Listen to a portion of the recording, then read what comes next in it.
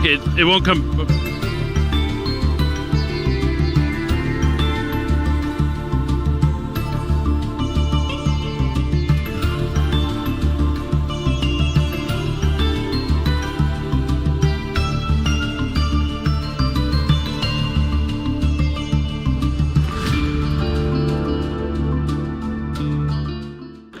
Hello, everyone. Sorry about that we dropped off there for a second. We had a little bit of technical difficulties, but we are back here for you to bring you the rest of the coverage for YCS Raleigh this weekend. If we ever have some technical difficulties and go down, make sure just to refresh the page because we are going to do everything we can to get it back up as we did here. Now, before we jump into Swiss Round 7, as we're finishing up, a few matches that are outstanding for the 6th round of Swiss, we talked to some players on Friday. We asked them some questions, and one of the questions we asked them was, how did they get into Yu-Gi-Oh? Where did you get started with yourself? So let's go ahead and take a listen into what some of those players had to say on Friday at YCS Raleigh here this weekend.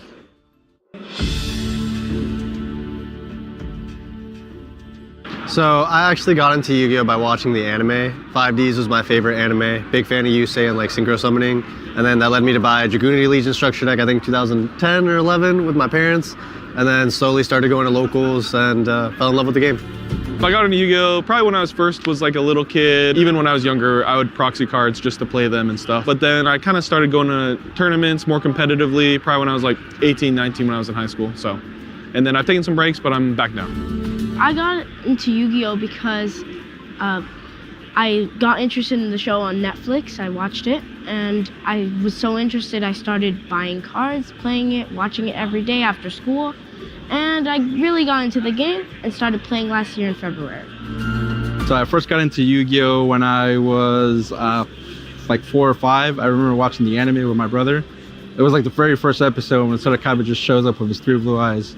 And I remember it was like so cool, and then I just bought like the starter decks from there, and here we are. I got into Yu-Gi-Oh! By my older brother. He used to collect cards back in the day, so like he's had a binder full of cards. And then I kind of, they were just in the house, so I just kind of like picked them up and he showed me how to play. And then like, I kind of took it more seriously.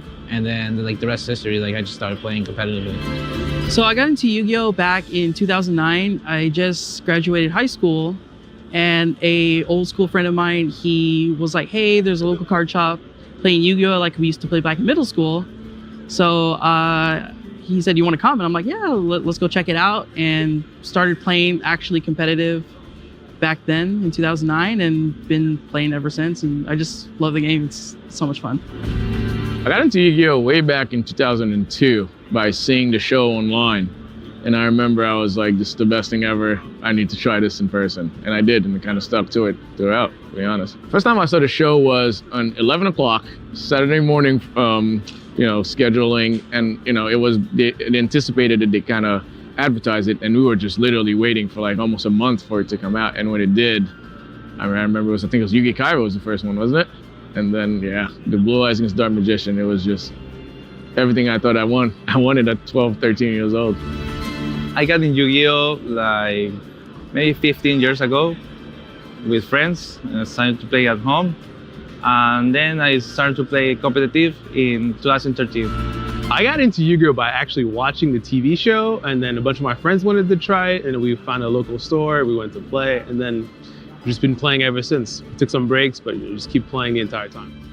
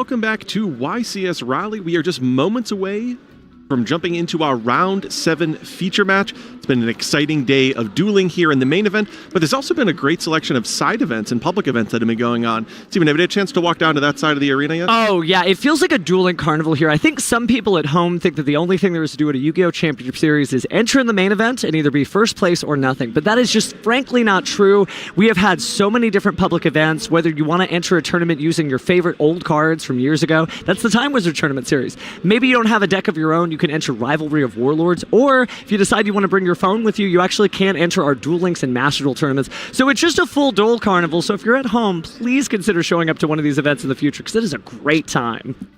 I know I've had the opportunity to walk down and see some of those Time Wizard events that are going on. They're playing all the way back in the format of 2010, a format that's near and dear to my heart. So it's really enjoyable to go back and utilize some of those old cards, and especially having the opportunity to walk between rounds and seeing not only the modern Yu-Gi-Oh! That's taking place here in the main event, but some of those public events as well. Really cool stuff for sure. And we also have been hosting a limited number of Legacy of Destruction Premier event stuff. Remember that your Legacy of Destruction Premier event might be going at your official tournament store right now or tomorrow, so please check that out, because people are opening packs and the energy is like really electric. It's the full-on Yu-Gi-Oh! Experience between the pack openings, people just getting to play their favorite cards, or competing in the fabulous YCS rounds that we've seen so far. Yeah, we saw that amazing Legacy of Destruction playmat that we'll be giving out at regionals in the near future, featuring Saphira that can be actually earned in Legacy of Destruction. So it's really exciting. The energy in the room is palpable when we're talking about having a brand new set just on the horizon. It's going to be really cool to see what those cards look like in tournament play, but obviously that's not until next week. So for now, we do have to continue to use all this cool format, though. Again, great amount of duelists out there still. We've got 7 rounds that we're in. We, again, had 1,793 duelists. Now there's only 27 undefeated duelists left, so we're getting down to the wire as people try to claim their title as the champion of this YCS event. For those 27 undefeated duelists, this is really where it starts to feel like you're on the cusp of making it into day 2 with a record that might secure your top 32 slot, even without needing to come back tomorrow and win one of those last 2 final Swiss rounds. It's really the best feeling to be able to go to sleep on day 1 in position with either no losses, of course, with a guaranteed, or with 1 loss, knowing that coming back tomorrow you only need to win one of those final 2 Swiss rounds. No, you're absolutely right. The YCS is a marathon, not a sprint, right? You can't spend all your energy or your emotions all at one time because it is so many rounds. But if you secure those early wins and you're not on the bubble defending your life, well, then yeah, it is kind of easier just to relax and say, okay, yeah, I didn't win this final game, but I'm going to make it to day 2 tomorrow, so I'll just have to learn this lesson and come back in swinging next time. With that being said, let's take a look at the players that we have competing here in our Round 7 feature match. First off, we have Clifton from Louisville, Kentucky. His favorite card is Lone Fire Blossom. Clifton is no stranger to the feature match arena. Definitely a confident duelist. His opponent will be definitely a confident duelist too. It's Chase from Clover, South Carolina, rocking Majestic Star Dragon as his favorite card. All right, let's rev it up. The players will be seeding here, but we've got to talk about the matchup, shall we? Yeah, so this is going to incorporate 2 strategies that we've yet to see this weekend. Clifton, if you're familiar with Clifton, he's had a lot of success over the last couple of years piloting branded Despia-based strategies that, of course, incorporate a small Bestial package, usually just Lubellion and Serenir, but a whole suite of branded-based cards. So if you're familiar with the branded strategy, Clifton has shown through multiple YCS Top 32 placements that he understands the deck in and out. And then, of course, on the other side, it's the deck that keeps on giving. It is Fluandereeze. And this deck has been powerful, obviously, because it pairs well with Dimension Shifter, which has been the bane of many different decks. It's why I was able to survive during Kashtira format, of course, because, well, there were a lot of decks that didn't want their graveyard banished, and this deck could take advantage of it.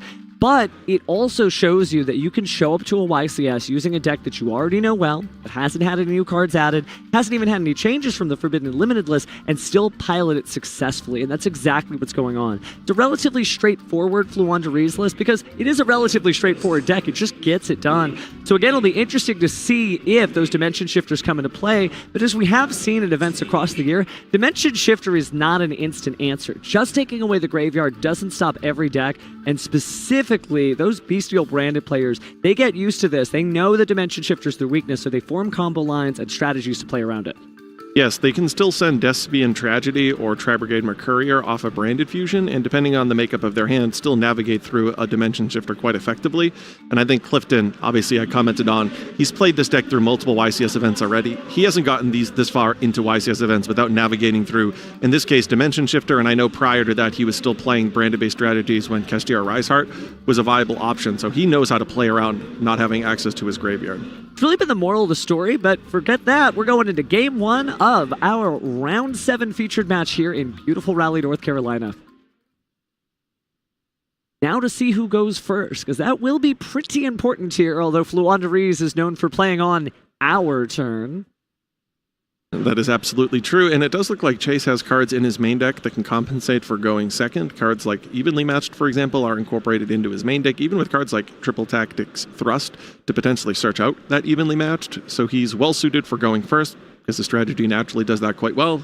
In addition to that, having main deck cards like Evenly Matched gives him some viability going second as well. So I think Chase is prepared, really regardless of the die roll. And then Clifton, from the side of the Branded deck, the Branded deck has always done well going first and second. The power spells like Super Polymerization, Branded in red, all of the combination of the triple tactics cards, whether it's Talons or Thrust, just combined really well together. So the Branded strategy loves going first, absolutely can play going second as well, though. So both of these decks, I think, can play going first or second, and it does look like Clifton won and is opening up here with Blazing Cartesia, the Virtuous, and beautiful Starlight Rare.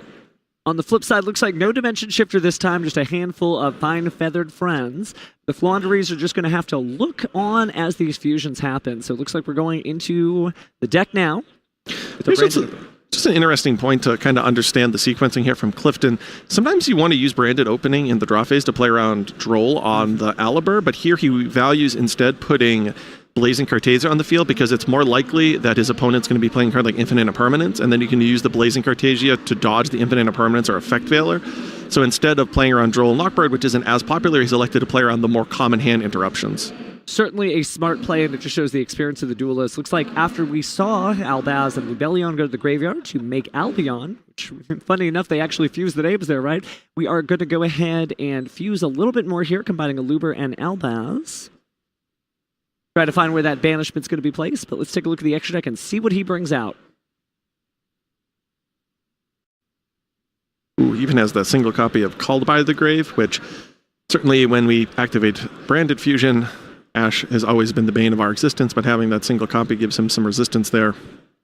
And the Triple Tactics talent, so it would be just a terrible idea to try to interact here. Of course, his opponent doesn't know that, but he might walk into that trap. So here we have Lubellion, which is going to shuffle back the Fallen of Albaz that was banished off the Albion. And of course, Lubellion for Mirror Jade. This is sort of the bread and butter first turn and sequence of plays here from our Branded player. And now he's going to utilize his Bestial Lubellion to the graveyard, send Aliber to the graveyard, or Albion to the graveyard rather. This will allow him to place Branded Lost on the field and then search during the end phase with his Albion, presumably to set a card like Branded in red. We've seen all day how good the Branded Regained is, but this is the first time we're going straight to Branded Lost. I have also seen variations of this strategy that actually set Branded Retribution during the end phase of Albion, depending on the makeup of their hand, because that way you have a Mercurier in your hand that you search during your turn and a Branded Retribution. So it doesn't matter if your opponent has a Bestial effect. When you try to utilize a card like Gimmick Puppet Nightmare with the Sanctifier Dragon, you have the counterplay with the Retribution and potentially try Brigade Mercurier as well. So it'll be interesting to see exactly how this turn plays out if he's able to set something like that up, because we do see him here going into Granganol and sending that Gimmick Puppet to the graveyard. Gimmick Puppet lock is a thing, so we might be seeing a Sanctifier Dragon shortly, and certainly it is difficult to lock your opponent out of summons in that way, but, well, we'll hopefully see what happens on the Fluandereeze side. Placing one card at the bottom of the deck, and looks like we're about to draw. So we sent here the Fallen of Albaz so that he has a Fallen of Albaz in the graveyard for a card like Branded in red. Whereas if he sent a card like Retribution, which you do sometimes see with Albion the Shrouded Dragon, he wouldn't have access to a Fallen of Albaz neatly in his graveyard. I think what makes both of these decks so interesting is they have this unbridled flexibility, right? Some decks in Yu-Gi-Oh! You play a very linear combo. You want to do one thing and do it well, whereas other decks you get a lot of flexibility. I think the earliest example of that would be Gladiator Beast, right? You play to what's going on. And Branded is a little bit of both, right? It has great plays, great setups, but it also can really play on the flex. The problem, though, we're about to see when the turn changes, is Fluandaries could do that too. So we'll go ahead and see Jay Stroff return. Let's see what the Fine Feathered Friends have for us. Yeah, Brandon in red, he's using it preemptively here, but Brandon in red, back when Branded first came out, was often used to special summon Guardian Chimera on the opponent's turn, very reminiscent of Gladiator Beast Geyseris, actually. But here we see the Branded in red I commented on earlier. He sent the Fallen of Albaz to the graveyard to guarantee that he would have a Fallen of Albaz monster so that he could use the Branded in red. Now what he's able to do here is he's able to go Albion Sanctifier with Branded Lost on the field. His opponent cannot respond to a fusion summon, and now the Gimmick Puppet is on the field, and Quem has hit the field. Quem is now going to be able to send a Fallen of Albaz card. It doesn't have to necessarily be a monster, and the Branded Lost is going to search for Courier. So he's going to be in really great shape against most decks. This one, however, just has everything he needs, except for the fact that he's playing against Fluandaries, and that's what that deck is designed to do too. Not only is it very flexible and you get to sort of deviate with your strategy, but it also just rolls with the punches, so if something stops, you just start normal summoning again and again and again. So it makes sense here to put the Fallen of Albaz into the graveyard.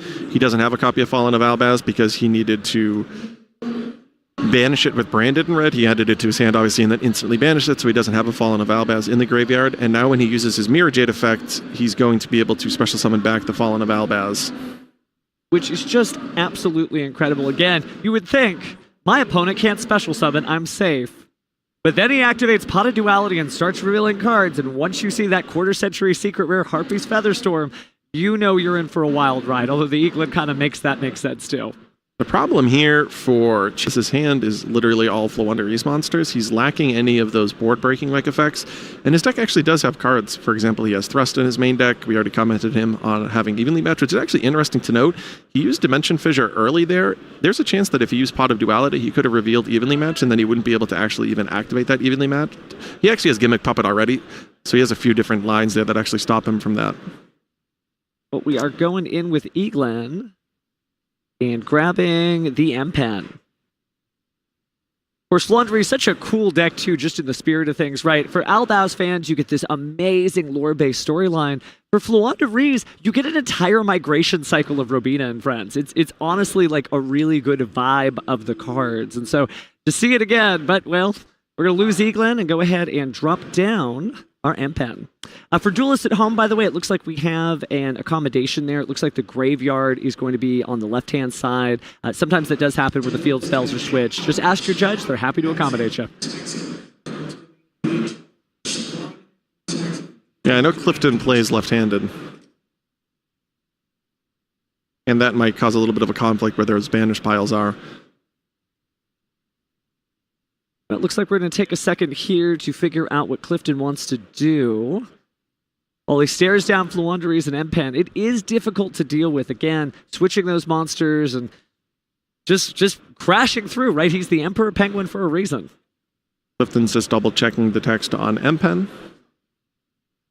Not a bad idea. Not every deck is Fluandaries. You know, many people are still playing it, of course, but it's not that. But again, it allows you to, of course, banish a card from your hand, and your opponent's monsters' current attack and defense become halved until the end of the turn, which is really cool in and of itself. But the most important part, of course, is while that tribute summon card's in the monster zone, your opponent can't activate the effects of special summon monsters they control in attack position. So it kind of slows down the duel, right? You don't get to activate your monster effects, and you're kind of worried about battling M-Pen because he's just going to be bigger. Of course, you typically summon Mirror Jade in attack mode. This is about the only circumstance where that's detrimental. So obviously here, Clifton's going to understand that and make sure that Mirror Jade is summoned in defense mode. M-Pen lines up the best against decks that rely almost entirely on link monsters because there's no way around it. With a card like Mirror Jade, though, you can summon it in defense position. Certainly helps there, but looks like we're going to banish that Despian Tragedy to grab our Branded in red.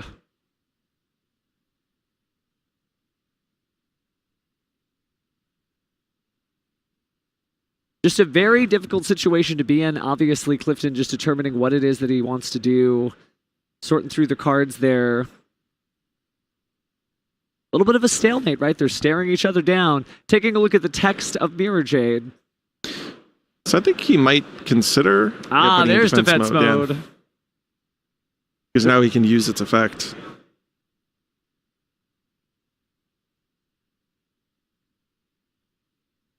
But he does not do so right now. Just puts them in defense and passes turn. So, looks like we have gone ahead and drawn on Chase's side, considering what next bird monster we want to bring on in. Well, he has Dimension Fissure up, actually, when we talk about that Mirror Jade. So what he's going to try and do here is actually probably use something like Guardian Chimera with that branded in red. True, Guardian Chimera would certainly help. Probably go for 2 destroys and 1 draw if I was trying to mix and match, because there's just still a lot of cards on the field there. You never know with a Floowandereeze player. But speaking of Floowandereeze, looks like we're going to normal summon Floowandereeze and Eaglin, activate its effect, and go back into the deck to grab another Avian of some kind. That actually adds a question. So he activated the Dimensional Fissure automatically to start his first turn, and then theoretically you could have had Clifton activate his Mirror Jade to banish the Gimmick Puppet that he put on his field. Do you think your opponent's just automatically not locked out by Gimmick Puppet, and at that point it's not bad to just banish the Gimmick Puppet with your Mirror Jade effect? It kind of would have been an interesting sequence there to think about what would have happened there. Not a bad idea, but obviously the Gimmick Puppet just isn't doing the same thing. I would not be surprised if we don't see it again because of that reliance on normal summons. Right, when your opponent activates Dimension Fissure in game 1, the cat's kind of out of the bag that they're not playing a deck that's typically going to be affected by Gimmick Puppet. Could be Runic, could be a lot of things, but you're right, it just doesn't say special summon to it. Not in any way that makes sense, but players are just kind of figuring out what to do next. It is a tricky situation to be in, but this being a Yu-Gi-Oh! Competition, you do have to keep up a good pace of play. Luckily, our judges are there to enforce that. So right now, one of the things that's worth pointing out is that Chase doesn't have any banished Floowandereeze monsters, which is typically going to be the case, and as a result, Chase is unable to construct his chain links in such a way that he can block the effects of cards like Ash Blossom. You know, typically you try and line things up that way, which is just simply not the case right now. Here we see a kind of nifty play out of Clifton. He's still going to use that Sanctifier. Sanctifier is an amazing card, even if Gimmick Puppet isn't particularly effective. Here it's special summoning Fallen of Albaz to the field, and now it's going to allow him to activate that Fallen of Albaz, which of course he summoned in defense mode. He's going to banish that Mercurier. Oh, I think here it comes. We haven't seen the Harpy's Featherstorm yet, but it looks like we decided to go ahead and let it go through. So with that branded and lost, he's going to be unable to respond to effects. Once this fusion hits the field, he's also going to be able to search off of the Mercurier. It is nice to see the Rinbrum, right? The Fallen of Albaz storyline has a lot of twists and turns, but a few of them do include the Tri-Brigade set of monsters. So, going ahead and taking that Winged Beast and bringing out Rinbum, so we can go back into the deck here. Yeah, talk about lore. He uses Fallen of Albaz to discard Mercurier to go into Rinbrum. That's pretty good. That is some anime stuff. If you haven't seen those beautiful Master Duel animations that they debuted at the Tokyo Dome celebration, please take a look at it because it's everything you're seeing here and cooler. But taking a look at the duel here, it is nice to see that the players are still finding ways to interact through this stuff. And we talked about this in YCS Vegas. This, even with it, is just not a 2-card format. You have to have answers after answers. But looks like our answer's here. We're going to game 2, and am I correct? Do you think Clifton surrendered there? No, I think that was Chase that just surrendered there. We'll get an update shortly, but still just incredible play from both players, just sticking to their guns there. And obviously it is difficult to deal with Harpy's Featherstorm and Dimension Shifter, but no slouch on either side here. Yeah, so Clifton is going to be pretty quick to remove some of those cards from his deck, like Gimmick Puppet, that don't line up particularly well. Okay, he's feeling good. Clifton's smiling. I think Clifton is our winner, so you're right. Looks like everything came out his way on the branded side. Floowandereeze, well, they're going to have to try to fly again soon. But it is true that you're right that, like, none of the straightforward game plan that you show up to going blind first really does a lot to Floowandereeze, right? If you're a branded player, we saw the Gimmick Puppet lock. It's the thing that everyone is so afraid of when they see Sanctifier, and yet, didn't really do much. It's interesting. It looks like he's not going to put in the copies of Cosmic Cyclone. Cosmic Cyclone is actually a card that I really like against Floowandereeze because you can utilize it in the draw phase to preemptively destroy Dreaming Town. It also gives you some play against the field spell on your turn, so in many ways I'd actually prefer to have Cosmic Cyclone over a card like Harpy's Feather Duster. Well, I think Cosmic Cyclone also helps too, because when you see something like we did in the very first couple of turns with that Potted Duality grabbing the Harpy's Featherstorm, you know that one of those two cards has to be that, and instead of blindly making those plays, well, a little bit of extra spell and trap removal would help you clear out the Harpy's Featherstorm. Maybe they chain it, but once you've gotten through that, you can go ahead and get back into your game plan. Maybe we'll see that this time, but we'll just have to find out. 3 Harpy's Featherstorms, it looks like, were side-decked in by Chase, so he is not messing around. Oh, there you go. He's looking at those Cosmics. Okay, maybe he has changed his he's mind. realized. Oh, he only put 1 in. He'll probably draw that Singleton copy at the perfect time. But I actually, again, prefer cards like Cosmic Cyclone, because Dreaming Town has to be activated in the main phase. It does, which gives you just such a great tempo in the same way that we've talked about dodging Droll and Lockbird. It's the same idea. You know, there's multiple phases of Yu-Gi-Oh! Nobody said you had to do it in the standby phase. Do it in the draw phase. Do it, well, whenever it is that's appropriate that gets you under your opponent's radar. But right now, looks like we are going to go ahead and present the deck, so I think we are only committing to that one Cosmic Cyclone. So if he draws it, great. But if not, it is going to be locked in there. But the good news is, since Clifton won the first one, he's got a chance to reconsider that later. I still would like to maximize my Cosmic Cyclones here going into game 2, but I'll trust Clifton. He's probably played this particular matchup way more times than I have, so I'll trust his instinct. With that being said, one of the advantages of Floowandereeze going first in any game is its access to Harpy's Featherstorm. He has 1 copy in his main deck, probably to combine with his 2 copies of Triple Tactics Thrust. He, however, is signing 2 additional copies of Harpy's Featherstorm, so we'll likely be seeing the full 3 copies here heading into our second game. All right, so here we go into game 2. Can't believe we're already at round 7, but there's still great dueling content to go, so see if Chase decided to go first. I would imagine he did. Floowandereeze is not bad at going first. Great handshake for sportsmanship there. Ooh, there's that Harpy's Feather Duster. That could be a Cosmic Cyclone, so let's see if Harpy's is actually better.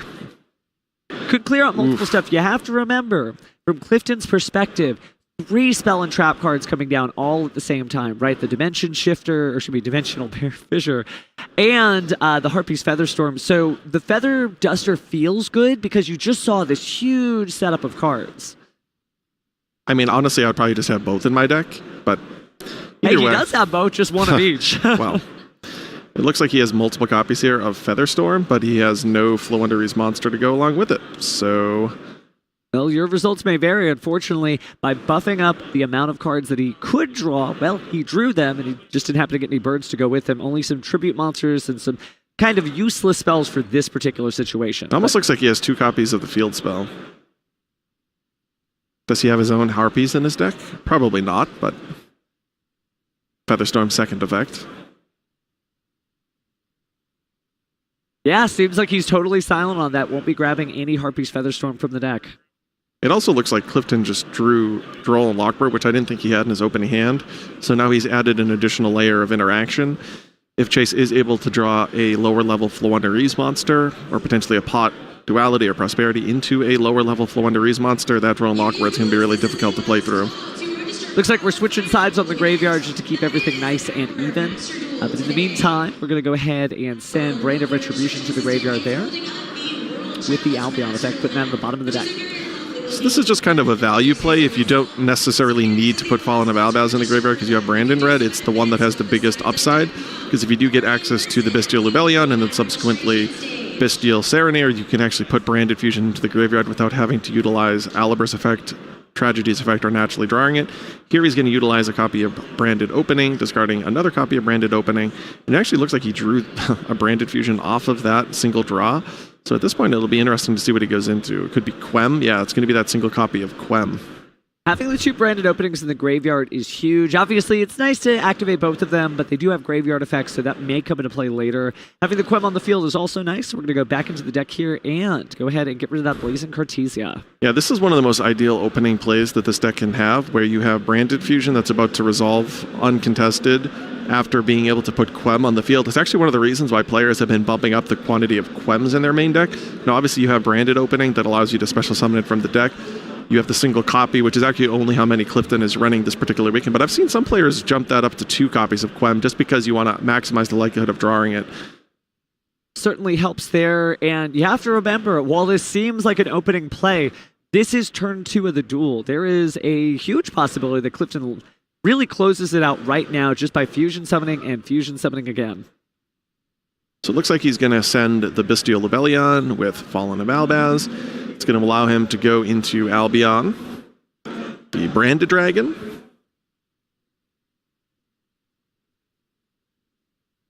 So if I was Clifton, I would try to be calculating how I can special summon just 4 times but still deal 8,000 damage.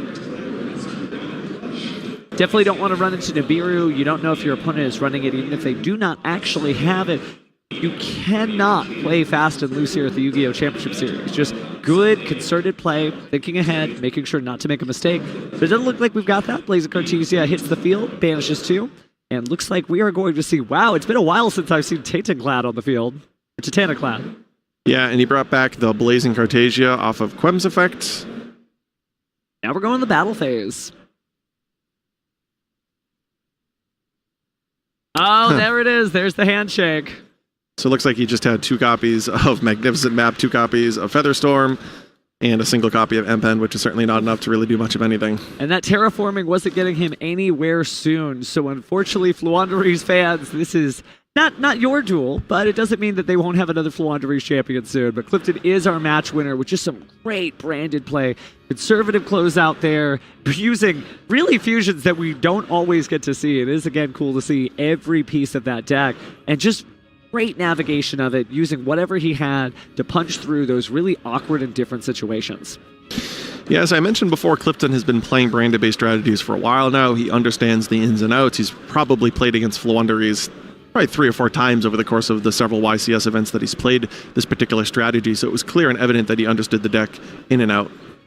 It certainly didn't help that on the Fluanderee side, man, it is painful to draw those cards. You want to put them in your deck from your side deck because they are just that perfect answer. But the problem is you could draw all breaks and no gas. That's always been one of the issues with Fluanderees. Absolutely, when you draw Rabina, even Eaglin can be a good draw on the opening turn if you have map, but if you simply do not have one of those lower level Fluanderees monsters, your deck isn't going to ultimately do that whole lot. And we actually saw in the first game he had the complete opposite, where he had all of the Fluanderees monsters. It's almost like if he could have taken those 2 opening hands and divided them up a little bit more evenly, his strategy may have been able to fire a little bit better than we saw in this previous game. Well, in a moment, we'll get to talk to Clifton all about how it feels to play branded at this level of play, even against the dreaded Fluanderee. So don't go away. We'll have a winner interview right next.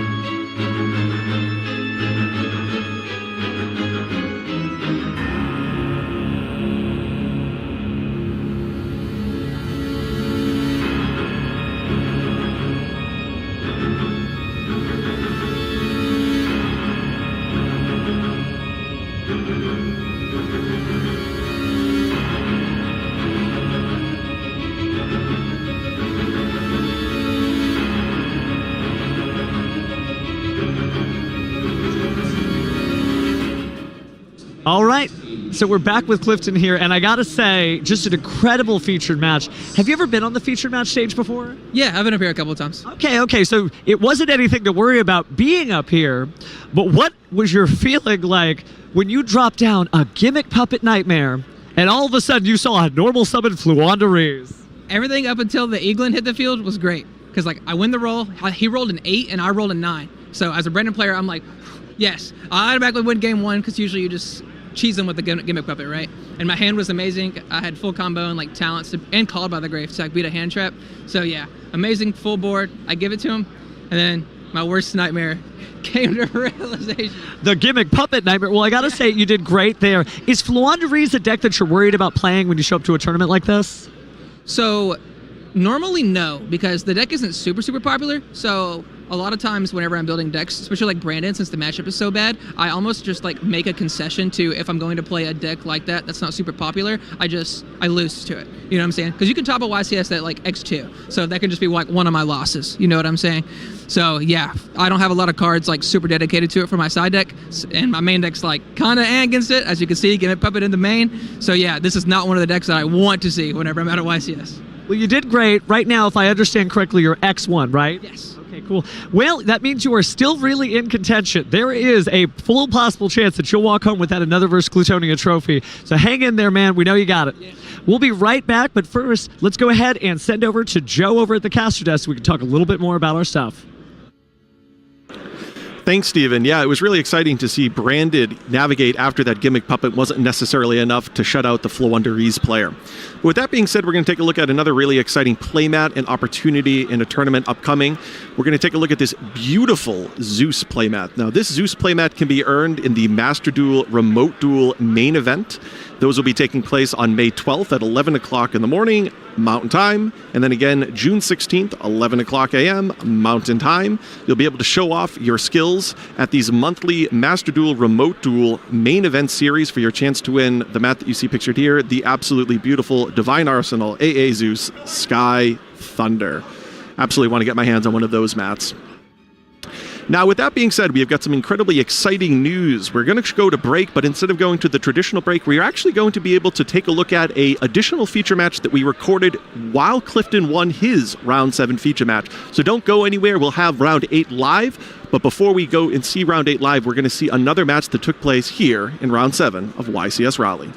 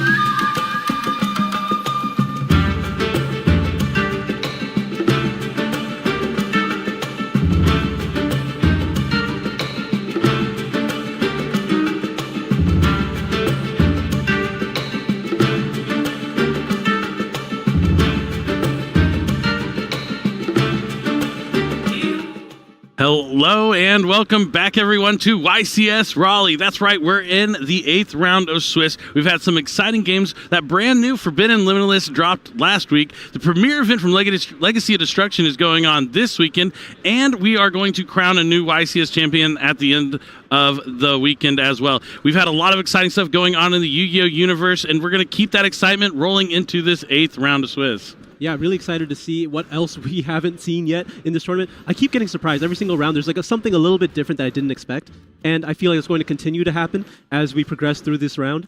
But I mean, it's just really exciting to see what we've seen so far already. I think this is not fully gone the way I expected. I did not expect Pure Snake Eye to be as popular as it was. I thought Fire King Snake Eye would be way more dominant, but you know, people always prove me wrong. Yeah, you always kind of go into a tournament with one expectation, and sometimes you're surprised by what the players bring. And as I mentioned, we are in the 8th round. We had almost 1,800 players in attendance here, just shy at 1,793. And after 7 rounds in the books, 14 undefeated duelists remain. We have this round, another one for today, but then we're going to come back tomorrow for day 2 for a couple of more rounds before we cut to that exclusive top 32 single elimination playoff where we'll eventually crown a YCS champion. I'm so excited. It's been an incredible weekend, and as you mentioned, we've seen so many different decks. And I mean, the big question, everyone knew Snake Eye strategies were going to be one of the most dominating decks of the weekend, but what strategy is going to be used alongside that Snake Eye? Is it going to be Kestira? Is it going to be Fire Kings? Are they going to just try and use the Jet Synchron to go for Disc Pattern to Omega? These questions will all be answered. Have some of them already kind of been answered, but we're going to find out who our opponents here are in round number 8. First, go ahead, Asala. First up, we do have Nicholas here from Harrington Park, New Jersey. His favorite card is Caius the Shadow Mark. I'm a big fan of that card myself. Oh, Caius is one of the best Monarchs. I know the players playing April 2010 like it a lot too. And then you might know him. It's Steven Santoli out of Hamilton, Ontario, Canada. And his favorite card, I missed it, but I know he has one. I should know what his favorite card is by heart now because we've had him on the feature match stage so much at this point. This man was all over the place this previous season. He was at the World Championship. We talked about that the points playoffs. He made it through there, right? Or was he part of the main event? No, I think it might have been the main event now that I think about it. But he's looking to go back to the World Championship. He did compete in 2023, and now he's going to be looking to go back. He is a 2-time champion. He won a remote dual YCS and an in-person YCS with Rescue Ace, which would be pretty cool. And he's brought a unique strategy here this weekend that we haven't yet seen on stream. Yeah, that was, what I was going to say. He is playing a strategy that I thought had no business being in this tournament. So, for the first time in my life, I'm going to not spoil it. Yeah, we're going to have to wait and see. We'll wait until the deck types come up, but it's really cool. I mean, he's one of those players that kind of pushes the envelope. Like, he picks the deck he plays based upon his own practicing, his own circles. He plays in tons of regionals, gets a lot of practice. He's not going to just, copy someone's deck from the internet and see how it works for him. He's going to find the deck that works best for his own strategies. And we're going to have to see how that is going to play out here. And his opponent, definitely no slouch. I do believe these duelists only have 1 loss each. Yeah, they have 1 loss at this point. And that's okay, because we are playing Swiss, where you get to keep playing even when you lose, and then you cut to the players with the most amount of points. You get 3 points for a win, 1 point for a draw, and 0 points for a loss. So as long as you can maintain only having 1 to 2 losses, you pretty much ensure yourself to come back for day number 2 and have a chance of that top 32 cutoff. It's always better to lose later in the tournament than early in the tournament. The tiebreakers are pretty important here, especially when there's this range of players. When you have 1,800, you definitely want to have the strongest tiebreakers possible. Oh, yeah. And losing early is not great, but you still have a chance. But, yeah, the tiebreakers really come into play at the end of the day, so you can make that top 30. There's a big difference between 32nd and 33rd. Trust me, I'm aware. Oh, me too. I've missed like 5 times. It's really unfortunate. Yeah, it does feel bad. But even if you miss out on the top cut at a YCS, we have a ton of public events and stuff you can check out and enjoy as well. But I know these players have their eyes on the prize. They're looking for that ultra rare copy of another Verse Glutonia and that trophy that's just so beautiful that features another Verse Glutonia etched into it as well. Now it looks like both of our duelists are shuffled up and just awaiting the match to begin. It looks like they have a little bit of playful banter come back and forth. I'm this kind of way where, like, if I'm waiting to start my match, I like to talk to my opponent.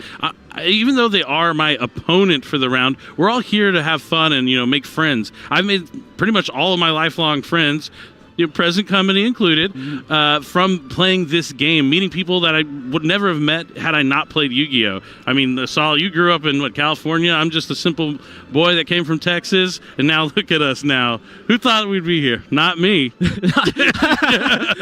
I thought we were good friends from the beginning, but okay. I'm just doing the Paul. Okay. Sorry, Saul. Oh man, that's funny. But yeah, look how far we've come. And that's really what it comes down to. And when you watch the Yu-Gi-Oh! Animated series, you see that from the beginning. Like the very first episode, the power of friendship.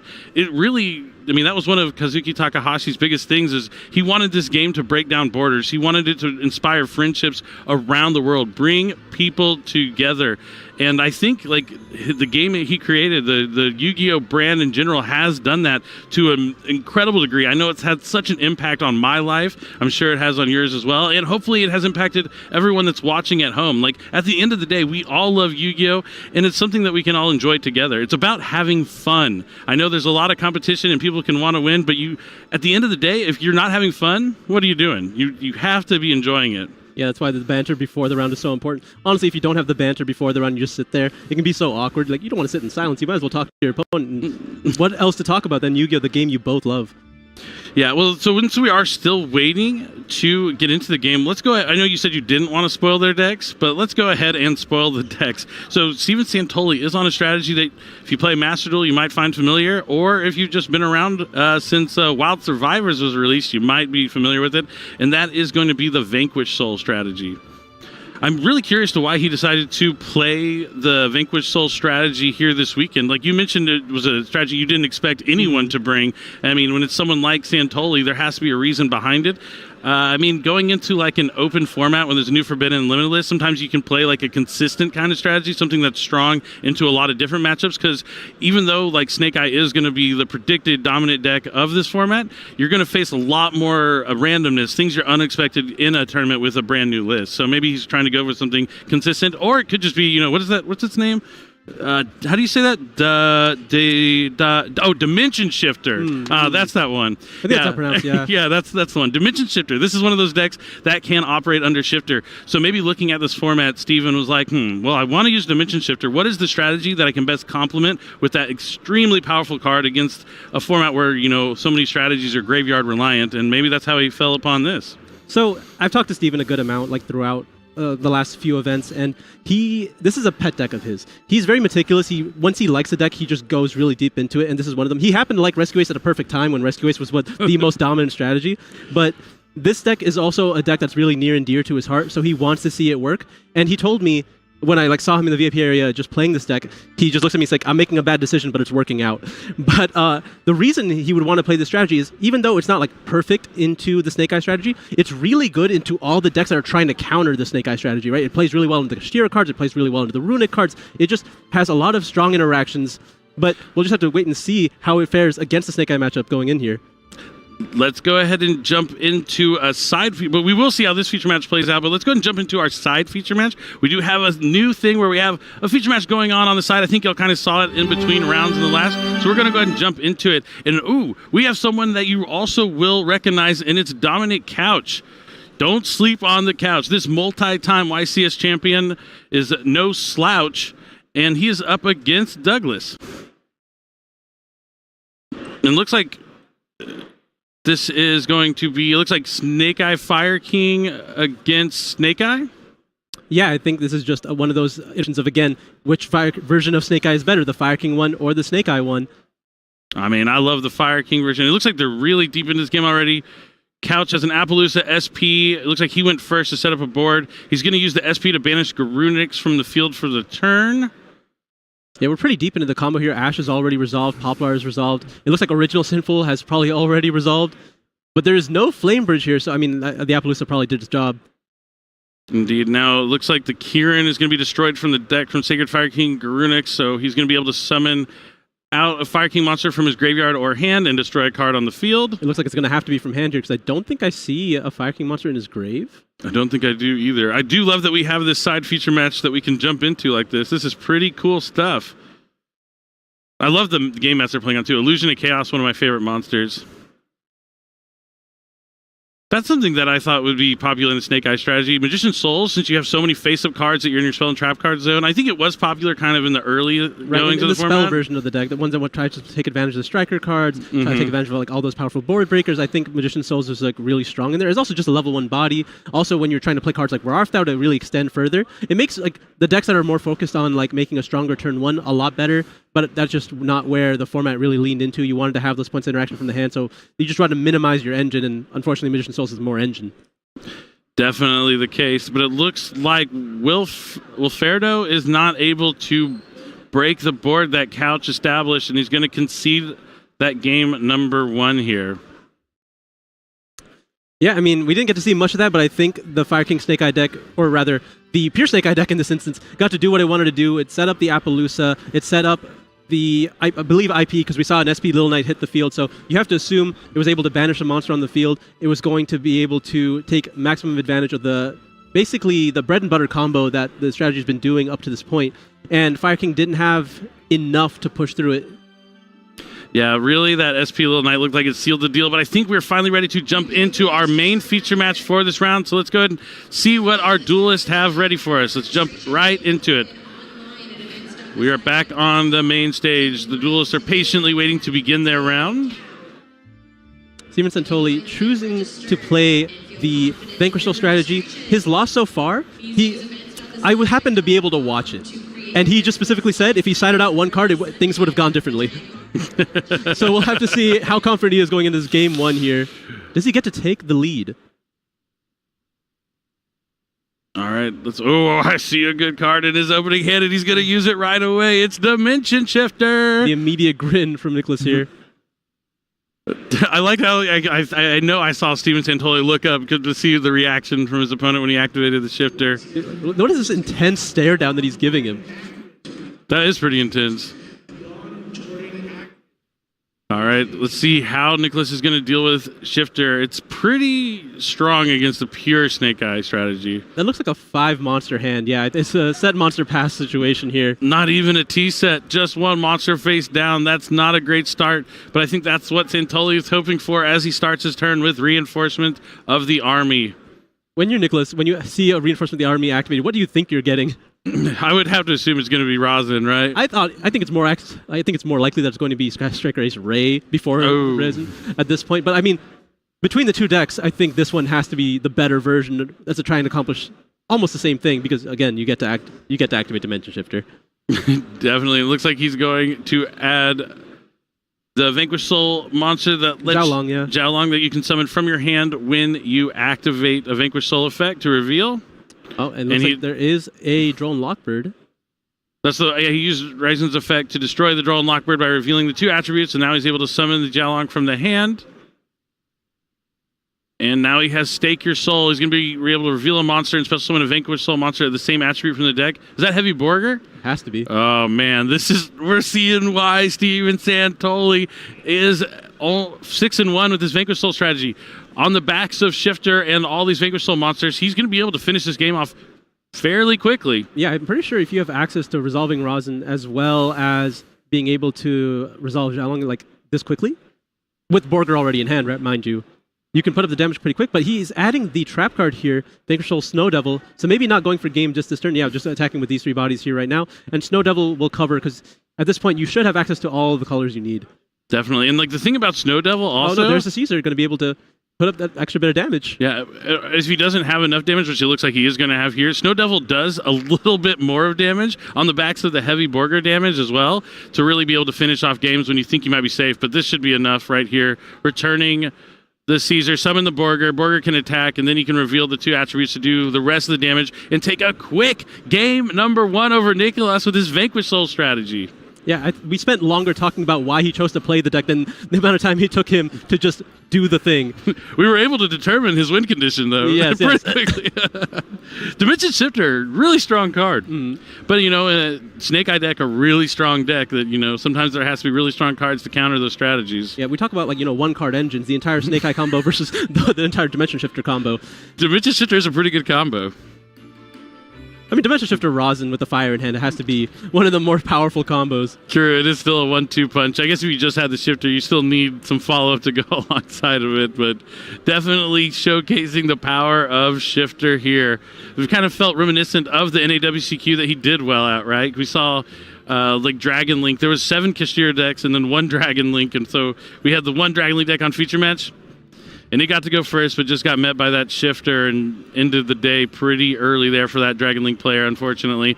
But that was, months ago. And now we're in a brand new format where there's a new deck that shifter can really deal with, and that's going to be the Snake Eye cards, because, they use so much stuff that needs to summon from the graveyard. I mean, it's not the end of the world. Snake Eye Oak can still summon from your banish, but in terms of being able to establish any sort of, board, you're really going to have to hope to draw into something like Infinite Impermanence or something that can cut your opponent off on their turn. But that was a fantastic hand from Steven out of Canada here in game. I'm looking at his main deck right now, and I'm not sure if outside of Shifter he has any real strategy to beat if it goes first. Outside of Shifter, yeah. You're going to draw the Dimension Shifter. You don't need anything else. I think his list is mainly built to beat everything else and then side appropriately for Snake Eye. I mean, it'll be a pseudo 50-50 game 1 maybe if you get to capitalize on a strong hand, just really take advantage of your engine. Which against Snake Eyes, I don't know if you really do get to do that.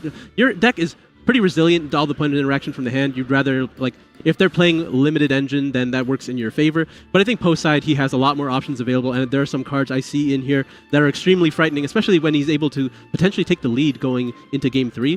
But honestly, actually, now that I think about it, fine enough just going second. Yeah, definitely a deck that can play going second. I'm assuming Nicholas is going to try and go first. Really hope that Steven doesn't draw that Dimension Shifter again, but we're going to have to find out how it's all going to play out in game number 2 here in round 8 of YCS Raleigh. It's our first YCS Raleigh, in fact. We had the NAWCQ here, but I don't think we've ever had a YCS in the city. Yeah, definitely. You could go from 0 events to 2 events pretty quickly, I guess. It's the beautiful city of Raleigh, North Carolina. We're broadcasting live. That was so bad. It was discarded from his hand instantly. Starts with Shifter, but this time Nicholas has Snake Eye Ash, so he's going to be able to at least get some monsters on the board. Maybe get the Poplar to get the Divine Temple. The Divine Temple can maybe put something in the Spell and Trap card zone that he'll be able to summon forward. Yeah, you get to do the classic play of just link it to IP Masquerade, put an Oak in the back row. So when they summon a monster, Oak will summon back one of your banished monsters, and then you're able to make something. That's, I think, pretty relevant, especially in a matchup like this. It's definitely going to have some value here. And there it is, the Divine Temple of the Snake Eye. Let's see what you mentioned. Yeah, you could go for that Oak play, and it looks like Nicholas does do exactly that.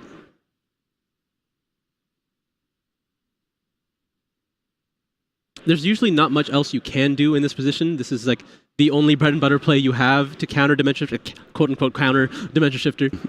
Play through, deal with, survive. So here does come the Link summon for IP Masquerena. Oh, Fantastical Dragon Phantasma. I know you're a big fan of that card. Yeah, I think that's so good in this situation. Not even little. You're basically forcing your opponent to go into an Appaloosa. That's immediately also countered with the Phantasme.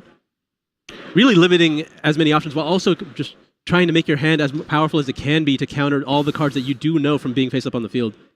Oh, but he is able to immediately trigger the Temple here. That's going to be relevant, I think. Yeah, let's Nicholas get more monsters on the field during his own turn. The Phantasme is going to have that targeting protection.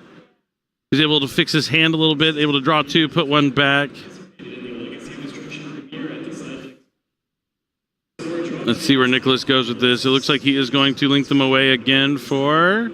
Pin Knight. That's pretty good here. Pin Knight early. If a monster it points to activates its effect, you can negate the effect of a monster on the opponent's side of the field.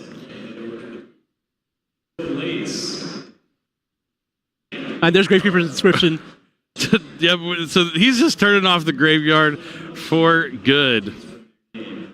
Now Rosin just has to do the most minimal amount of work to be able to just incrementally gain advantage here. Yeah, this is just excellent here from Steven. A great opening hand. I mean, the Phantasme probably helped him sculpt his hand just a little bit to get to these 2 cards. How does he make it look so easy? He always makes it look this easy. He's always on top of things. It's probably deck construction. It comes to the way he builds his deck. They're very consistent, very strong. It always seems like he's drawing really well for the most part, and I have to give it to his deck building skills. I mean, yeah, you give yourself the option to draw this well, then the chance can't happen. Indeed. But yeah, it's the inscription is just huge on top of the shifter, because even after the dimension shifter runs out, he's still going to have to deal with the inscription. All right, it looks like we're activating the rosin, revealing the Xiaolong, and I believe that's Madlove. I think so. So it's going to be able to destroy a monster with the lowest defense? Or is it, no, that's Madlove's effect. This is just the same monster in the same column as the rosin. Takes out that IP Masquerena. He's going to return the Raisin for Varus. Xiaolong is going to be able to reveal 2 fires to add another Vanquished Soul to his hand. Probably Heavy Borger. Oh, nope. Just another copy of Caesar. I mean, this is a lot of pressure. Indeed it is, especially with the Phantasme as well. You're using Caesar's effect. He has all 3 colors. Gonna try and destroy a card on the field. Get rid of the Pit Knight early. Now, how much damage is that? I believe Xiaolong is 24, 3,000, and 24. So 200 off. And it just needs a little bit more. And there's Heavy Borger. Gonna be able to return a Vanquished Soul monster in the duel. And then revealed up. That's enough to do the damage. And Steven totally takes it. Not even breaking a sweat. Not breaking a sweat. Making it look easy. He's wondering why anyone else showed up to this tournament, because he already has the trophy in his back pocket.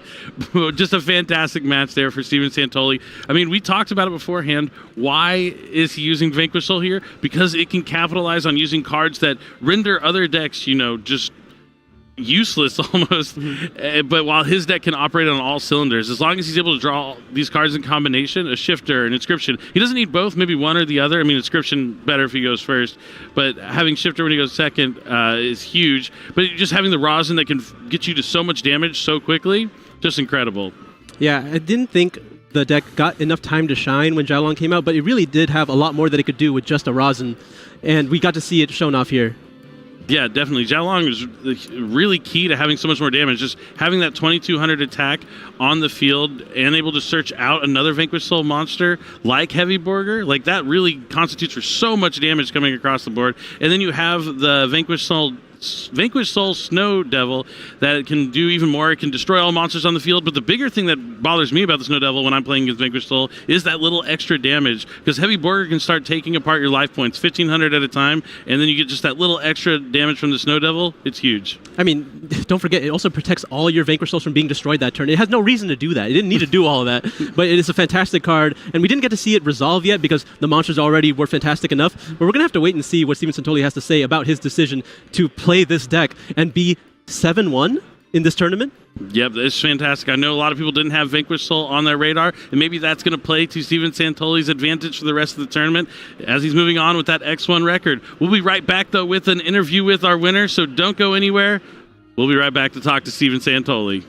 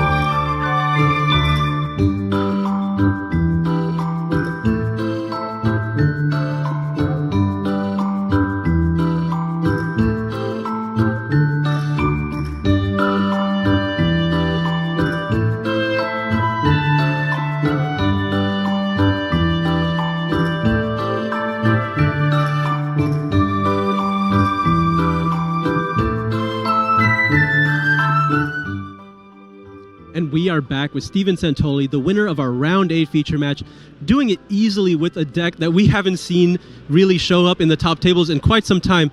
Tell us how it feels to win in this stage. I mean, it feels pretty good, although that game was not the most interesting. I mean, the deck's built to do that. I'm fine taking those wins. But it'd be at least more interesting for the fans watching to have a more back and forth game. But still always happy with the win. Next one's a good position to be in, I think, going into round 9. Absolutely. It's very comfortable at this point. But we're going to have to talk about this, right? Why are you playing this strategy? Tell us why you would play this deck into this field. I mean, a large amount of it is just fun. I enjoy the deck a lot. But for a more serious discussion, I think it's a solid high tier 2 deck. As you saw in the game, you still have the ability to high roll Shifter as well as Inscription. Like, if they combo and you have Inscription 1 second, you can break boards. And I've done it earlier today where it's like Inscription plus 5 engine into board and hand traps, and you break the board. So you still have decent win cons against Fire, which is the best deck. I just think hand trapping them's not... It's probably a fine strategy, but it's not exciting at all. And then the bigger thing is, even if my Fire matchup isn't, insane, I kind of have to get a little bit lucky. The other half of the meta is just really, really good. Like, how many people are going to be happy sitting down and having their opponent summon Vanity's Fiend or No More Bina or something? It's like all those decks are very, very favored. And so being able to just bully the cash, flu, stun side of the meta for exchange for like a little bit worse Fire matchup, I think is a reasonable call. Yeah, that makes sense. You of the entire meta trying to beat the Fire deck, so you're just going to beat the rest of the meta, and you take your chances against Fire. You have a good odds going first, and then going second, you have options. So that being said, is there a matchup that you're really afraid of, that you don't want to see at all? I think Brand's a bit scarier because of how much gas it has, and Shifter isn't quite as auto-win. Inscription's not good in that matchup at all, so it's less win cons, and you can't Phantasme there. As well as they're a bit scarier pushing into your board because the pops aren't as relevant. Like, they're not trying to link climb. It's all fusion effects from hand or grave.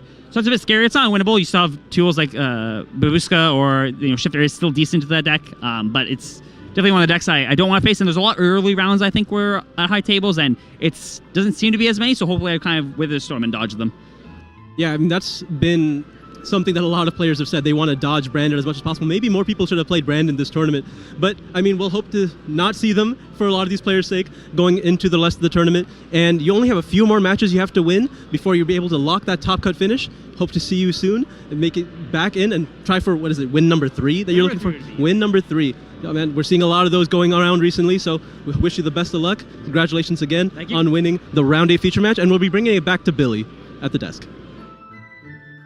All right, thanks, Asal. It was awesome to hear from Steven Santoli, world's competitor from last year, 2-time YCS champion, and now maybe on his way to his 3rd like they're talking about.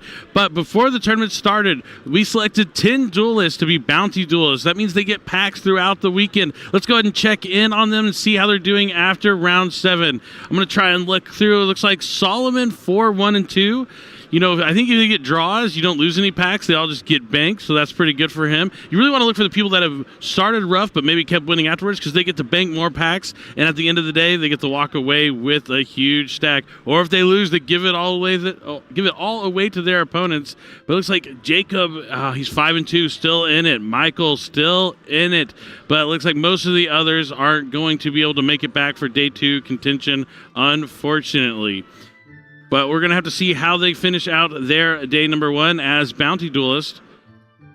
But for now, we have some more awesome things to talk about that are going to be coming up very shortly. Beyond the Bounty Duels, and that's right, we have upcoming events. It's the Yu-Gi-Oh! Championship Series in Rio de Janeiro, Brazil, May 4th to the 5th. If you're able to go to that one, I would highly recommend it. Rio de Janeiro is an awesome city. I went there for one of the YCSs, and I had a fantastic time. The 25th Anniversary Rarity Collection 2 release celebration. Really excited about this product. If you want to join in and open up and pull some awesome, cool rarities, including Quarter Century Secret Rares, do not miss your local OTS. This is going on all around the country from May 22nd to June 2nd. Go to yu-gi-oh-card.com to find out your local OTS if they're going to be holding the 25th Anniversary Rarity Collection 2. We also have the Central America World Championship qualifiers, the South American World Championship qualifiers, the Yu-Gi-Oh! Championship. Well, that's the NAWCQ. In Austin, Texas, July 1920, that's actually going to be the North American World Championship qualifier. You're not going to want to miss that to see who we're going to send to the World Championship. And of course, the World Championship 2024, Seattle, Washington. We're going to crown a new world champion this year in Seattle. It's going to be an exciting time. You're not going to want to miss any of these events, or, be able to at least watch these events from home as we bring them to you on live stream like we're doing right now. Now, at the beginning of the weekend, we also interviewed some players, asked them some questions to see, what it is really means to be at a YCS. And one of the questions we asked is, what deck type did you bring to this event? And if there's any matchups you're looking forward to facing. Let's find out what our duelists had to say. And after that, we'll be right back with our final round of Swiss for the day. So you're not going to want to miss it. Stay tuned.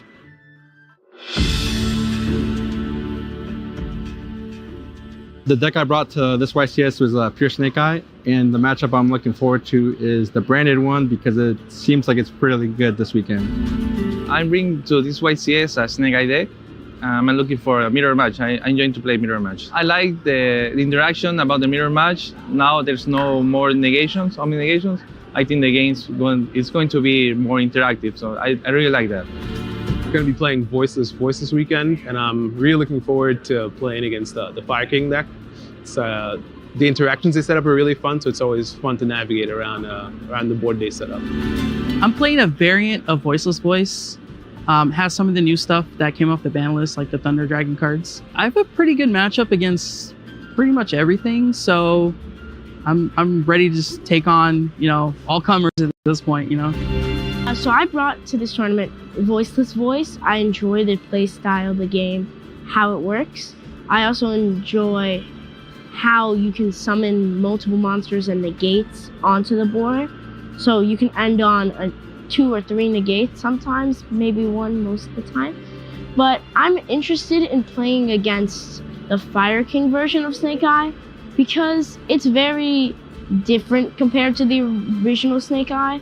And I'm used to playing against the original Snake Eye, but it's very different in which Fire King has the effects that when the fire monsters are destroyed, it gets extra abilities. I'm playing Snake Eye, super creative. I'm not really looking forward to any matchup. I think everything's pretty neutral. I bought this Pure Snake Eyes, and I'm kind of just looking forward to kind of like the mirror or any fire deck. The ban list just came out, so I'm expecting fire, but you can expect any deck. This YCS, I'm playing branded Despia with 2 elements and Shadows. A little bit of a concoction, but favorite matchup is probably Voiceless Voice and Fire, just because I'm prepared for them. I brought Pure Snake Eye. I've been playing it for the last 5, 6, I think 5 events that I've been at since the cards were legal with Bonfire and Poplar. I think it's the best deck of the format. Just excited to play against any deck. Want to draw playable cards. As long as I get to play, I'll be happy.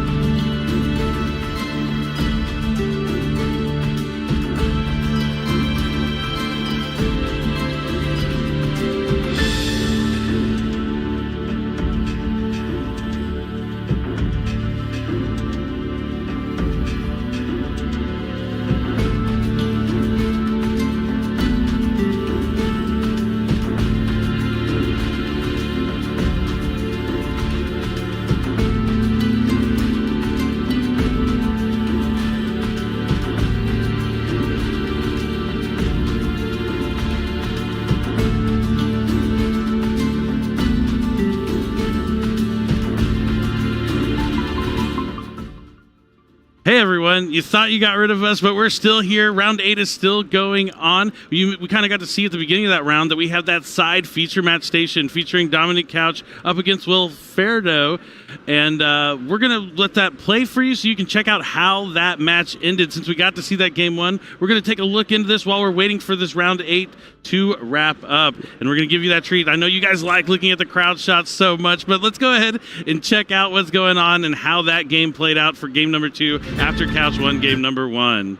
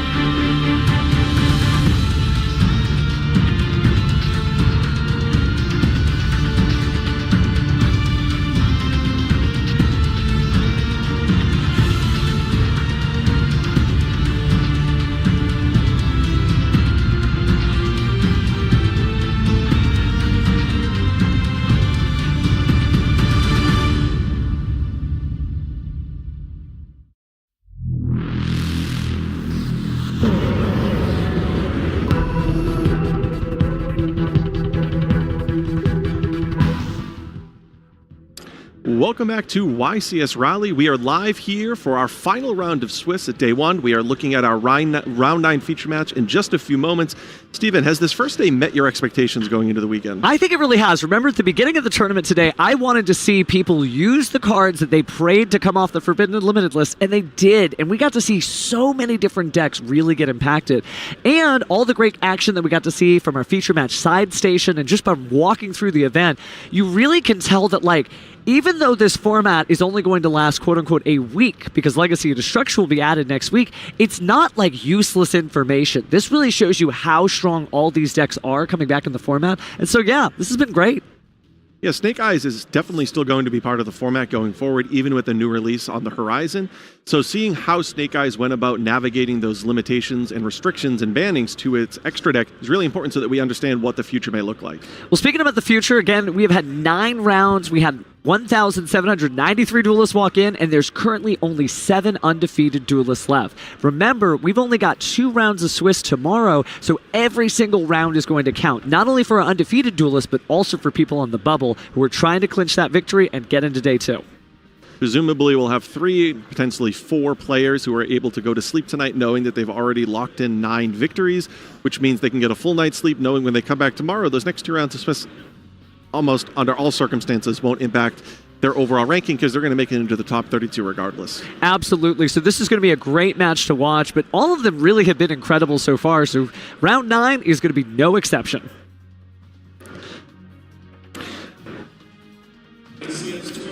So it looks like our first player here is Nicholas M. from Woodland, New Jersey. His favorite card is also a throwback. It is Tragodia. Tragodia is a classic card. You never want to do battle damage into a field like that, and then, well, you find out what happens. But speaking of finding out what happens, our next player is going to be Brandon from Poughkeepsie, Illinois, and Trickstar Reincarnation. Not necessarily a classic card, but it is certainly a terror, just like Tragodia. It's interesting. Both of those cards have hand manipulation components to them. Yeah, I wonder if this duel was destined. Players are going to go ahead and seat down here again. It has been a long day, right? We talked about it. 9 rounds of Swiss. These duelists really take this game seriously, and you have to. But you've also got to keep that energy going into tomorrow. You got to get a good night's sleep. You can't just stand up the whole night playtesting. Still have to be able to show up here tomorrow morning bright and early and get through those last 2 rounds. Yeah, you said this earlier. This is definitely more of a marathon than anything else. Both of these players look like they have a 6-2 record, so they're going to need to win this round to make it into tomorrow and also the next 2 additional rounds of Swiss. So they're looking at 3 straight victories necessary to make it into the top 32. And they really might be able to do it again. You don't get this far in the tournament without having the capacity to be able to do that. But again, this is kind of an interesting match when you think about it. And I don't mean just from the cards or the duelists, but it's the end of the day. You're not necessarily the same duelist you were when you woke up this morning. But I guess it's time for us to finally talk about what they've got in their deck boxes. Starting off with a deck we really haven't seen that's going to have some great support coming in Legacy of Destruction. It's actually Centurion using the Horus strategy. That's what Brandon's going to be playing. Yeah, I've actually never seen Brandon's deck combine these 2 strategies together. I've certainly seen Centurion. I've seen a variety of different Horus packages. I'll be really curious to see exactly how he's decided to navigate with his strategy here. And then on the other side, Nicholas Ma has brought a Pearly strategy to the table. We saw Pearly all the way back in round 1. Of course, we talked earlier back in our round 1 feature match about the new semi-limited Delicious Memory and how impactful that card is. So it'll be interesting to see to the extent that he's able to utilize that new unrestriction with his strategy here in round 9.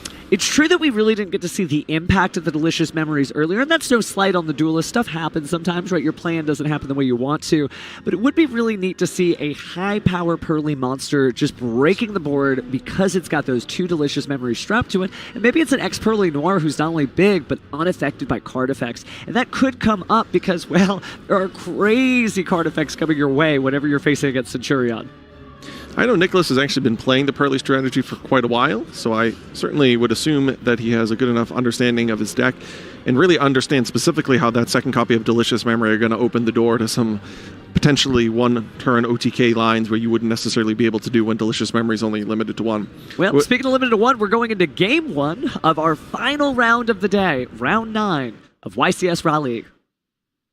So unlike earlier, there's been some matches this particular weekend where, the die roll matters, but some of these strategies can go first and go second quite effectively. Centurion is a little bit of the opposite, really does want to go first.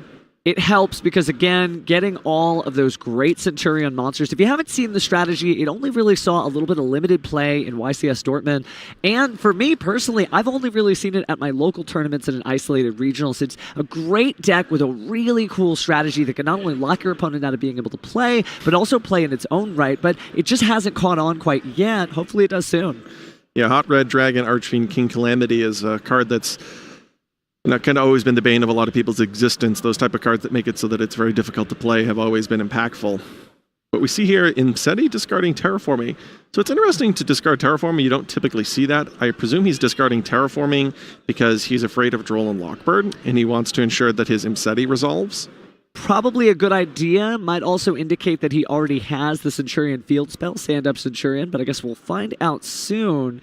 Honestly, with Horus monsters, well, they don't necessarily have an organized strategy, or at least they didn't until they got even more support recently in Phantom Nightmare. They are just big bodies, and we saw earlier today, big bodies is enough to win duels. Just Horus monster after Horus monster and get it done. Now he's going to play Emblem of Oath.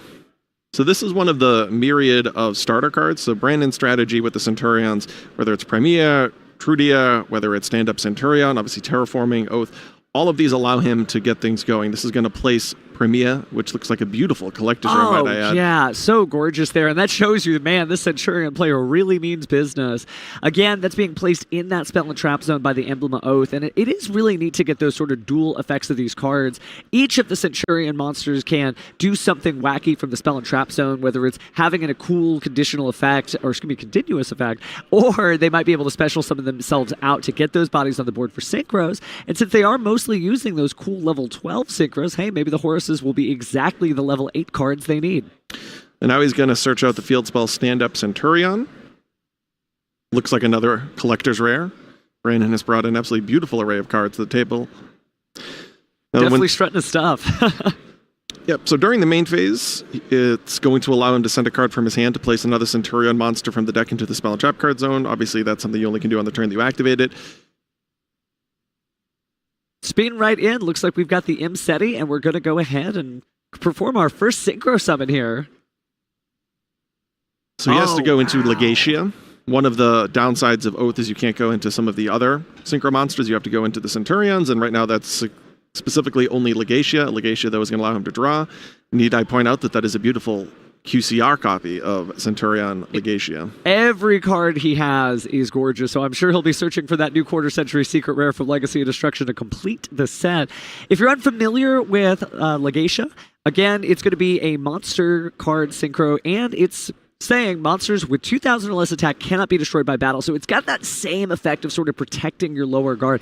And that's neat because, well, think about like the Roman Centurions. They are literally in a formation. You've got Trudia and Primera in the back holding the line, and you've got Legacia in the front holding the front.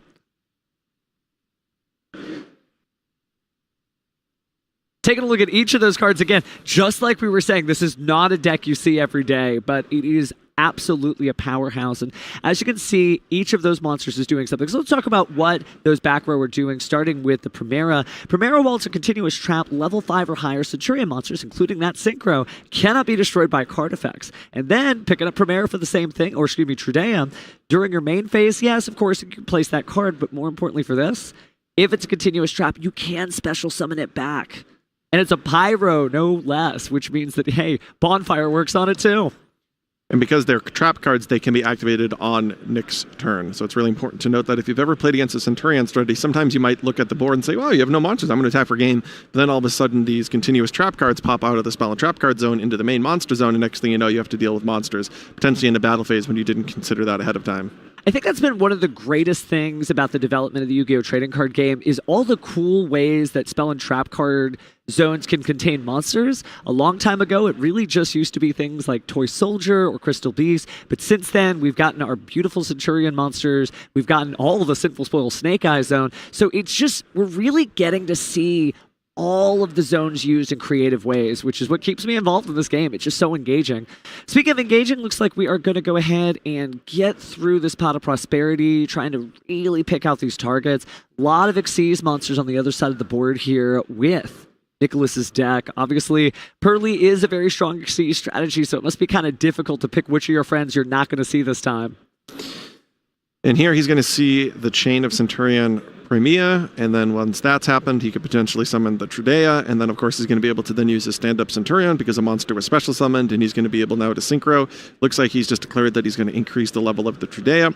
This is going to allow it to go up to a level 8, and then after the resolution of Pot of Prosperity, we'll see potentially a synchro for a level 12. Most often that's going to be Crimson Dragon, which is then the pathway to Hot Red Dragon Archfiend King Calamity. And Crimson Dragon is a cool card in general that's been used in lots of different strategies, whether it's Monadium to cover those level 10 synchros or in this deck for the level 12. So it just goes to show you that, you know, maybe you're not quite sure what these cards are going to do individually, but they just are great plug and plays in so many different decks. Taking a little moment to think here on Nicholas's side. Seems like he's fine, so we're performing the Synchro Summon. Time to rev it up, and we're going into the Crimson Dragon.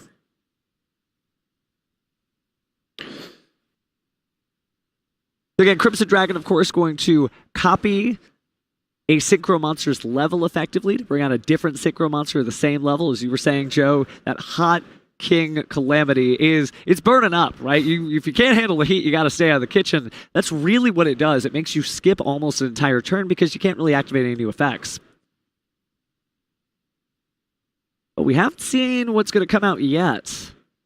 But we are going to copy the level 12. Nicholas, understanding what's going on, is going to go ahead and chain Infinite Impermanence against Crimson Dragon. Any options that we have here to stop that? That might be it. Turbo Duel isn't going as fast as we thought. We are not revving it up any further. I'm interested to see whether or not he should have waited for a card to hit the field. That way it would shut off the Infinite Impermanence. That is fair. You kind of can get really excited here, but if you had waited for a single card to be there, there would have been no risk of an Infinite Impermanence. Maybe from his perspective, he thought, okay, well, maybe an effect failure would show up anyway, might as well just try to see what I've got. But you're right that if he had, pumped the brakes just a little bit, then he would have been able to ride to victory with whatever Synchro Monster he intended to bring out. Because it's a quick effect anyway, and if he preemptively activated the Infinite Impermanence, he could obviously just chain the Crimson Dragon. Certainly not something you want to jump the gun on, but looks like we're going to go ahead and reveal the 3 Stray Pearly Streets at Venturer's Grab. Well, one of the 3 Stray Pearly Streets. Nicholas kind of getting things set up. Doesn't have a monster yet, so if any of these cards that could bring out one of your Pearly friends from the deck are negated, that might be it for this duel. But let's see with our first one here. Nicholas considering. He has 2 quick plays, which is especially effective. Because, he's going to want to potentially push through, and it doesn't require him to hit off of his first Pearly, because he has a quick play in his hand. So no matter what, he can access his extra deck. Definitely going for the low investment here, because again, getting Perlili will give you a card back, and if you want to use Perlili's effect, it's a little cheaper technically. You can go ahead and just point to one of those great Pearly spell cards in the graveyard to go ahead and Xyz. Yeah, I like this. He's searching out an actual copy of Pearly because he already has the field spell, he already has My Friend Pearly, so when you have the street, you have the My Friend Pearly. He actually naturally drew Pearly Leap. He has all 3 of the cards you would presumably want to search, so now he's able to search another non-quick play Pearly card by actually just searching Pearly itself. And now that allows him to normal summon the Pearly. And this is especially effective, like I commented on earlier. So because the Infinite Impermanence has negated the effect of Pearly, it's not going to matter, but he had the ability to use the Perlili effect in the graveyard unaffected by targeting effects because of the street, and then he would have been able to use that Pearly from the quick play in his hand even if he didn't hit a quick play off the top. So the fact that he was always threatening to exceed monsters was especially potent. Obviously the Infinite Impermanence shuts that down. Here we have Pearly Happiness. This is one of the most powerful extra deck monsters in the Pearly strategy. If you've never seen what this is about to do, it is really quite potent. It's going to allow him to conduct attacks multiple times because of Happy Memory, and it's going to allow him to search additional copies of Happy Memory, do additional attacks, and he's going to be able to load up a Exceed monster with 2, 3, 4, 5 different materials, so it allows him to either go into Zeus or even in some cases potentially OTK, which is not likely with this current Borrowed state, but it is something that sometimes happens. No, it's always really just terrifying when, okay, it doesn't have that much attack, that's fine. And then it gets another attached material, and another attached material, and another, and before you know it, that cat is quite plump on all of its memories and has way too many attack points. Again, that Pearly Delicious Memory giving power for each of the attached materials is so strong, especially if you can climb your way up to X-Pearly Noir.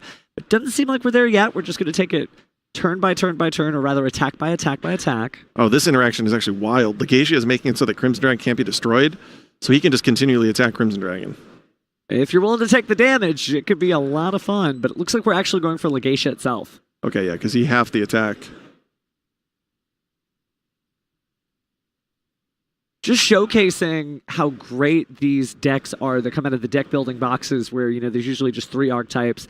And Amazing Defenders was an incredible box that had shown such strong tournament performance. But now again, we are seeing stuff from Valiant Smashers at the top tables. And if you've been keeping track of all the great new Memento, great new Centurion, and great new cards for the Valmonica strategy as well, we might start to see those decks too. Yeah, those are exciting. I saw those recently announced. The future is bright. The future is definitely bright.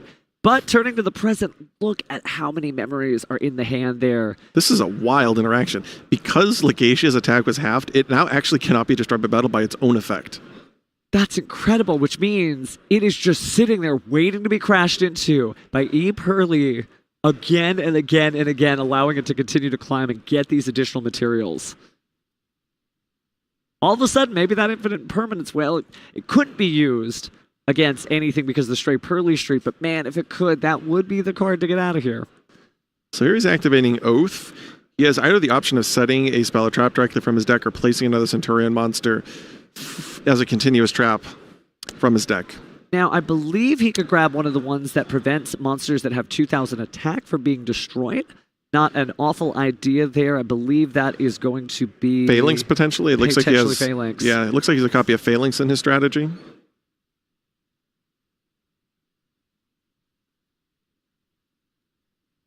But no, it looks like he's just going to set bonds. Not a terrible idea, again. You don't get this far in the tournament without knowing how to drive your own deck.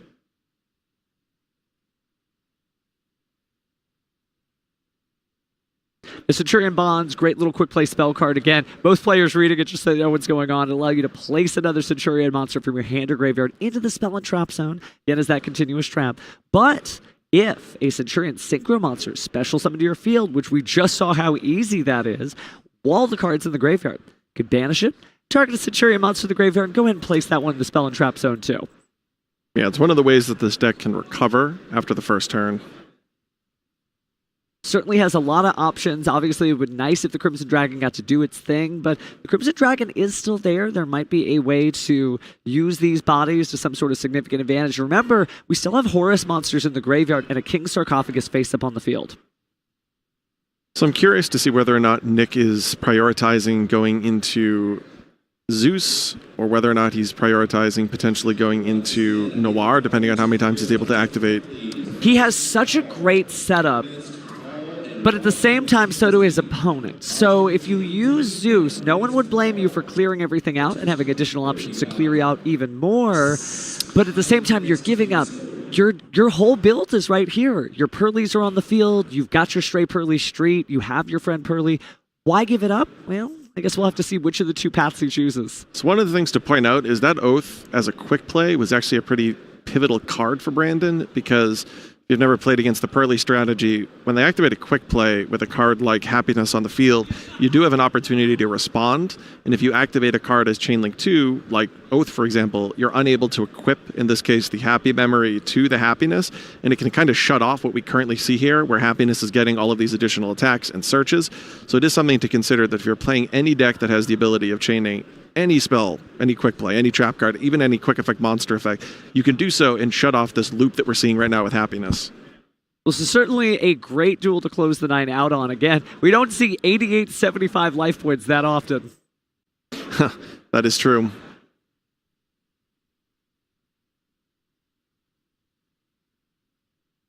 Still has that delicious memory, hasn't put out the feast of memories yet, but again, if it did, just so powerful, so much damage. I'm seeing the hand there. Oh, we're doing it.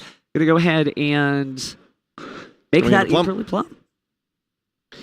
Now, Plump is going to be able to target some of those cards in his graveyard, specifically Well, there's a few things he can do here. So what the first thing he's done here is he's put Pretty Memory underneath Plump.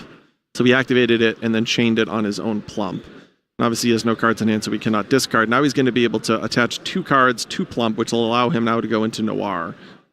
That's going to be a big Noir. Remember, for each of those delicious memories that is attached, it's going to give 300 attack and defense for each material. So we're counting 5 materials there. It would technically be a 6th material if you included the Explorer Noir over the Plump. So 6 times 300, I mean, that would be an 1800 boost, and even more if you got additional copies of it. Now he's able to use the Pretty Memory by sending that single Pearly that earlier in the turn was hit by Infinite Impermanence, and then attach the King Sarcophagus as an Exceed material. Such a smart move. Now, we would have to see Brandon manually draw another copy of King Sarcophagus to be able to unlock the Sarcophagus and bring those Horus monsters back to the field. Looks like he is going to go ahead and activate the effect of Plump here. Yeah, he already did that to put, I think, the Pot of Prosperity and the Happy Memory underneath it. Taking a look again at the stand-up Centurion field spell.